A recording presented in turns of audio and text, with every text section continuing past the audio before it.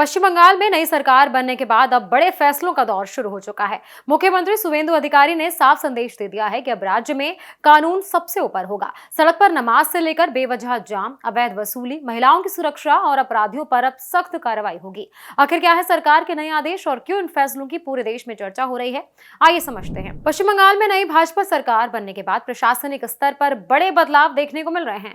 मुख्यमंत्री शुवेंदु अधिकारी ने शपथ लेने के तुरंत बाद राज्य सचिवालय में पुलिस अधिकारियों के साथ लंबी बैठक की और कानून व्यवस्था को लेकर कई सख्त निर्देश भी दिए। सरकार का कहना है कि अब आम लोगों को परेशानी देने वाली चीजों पर सीधे कार्रवाई होगी। मुख्यमंत्री ने साफ कहा है कि धर्म, राजनीति या किसी प्रभावशाली व्यक्ति के नाम पर किसी को नियम तोड़ने की छूट नहीं मिलेगी।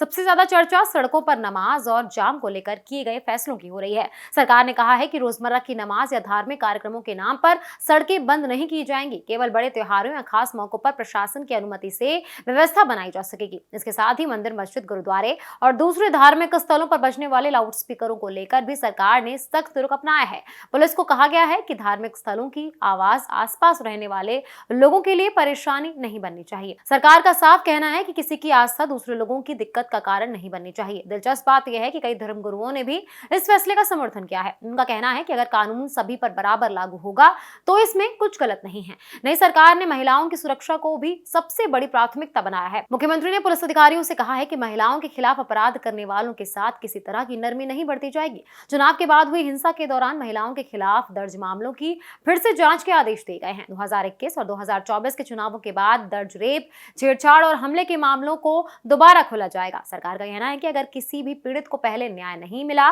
तो अब उसकी शिकायत को गंभीरता से सुना जाएगा। इसके अलावा सरकार ने अवैध हथियारों के खिलाफ बड़ा अभियान शुरू करने का भी निर्देश दिया है।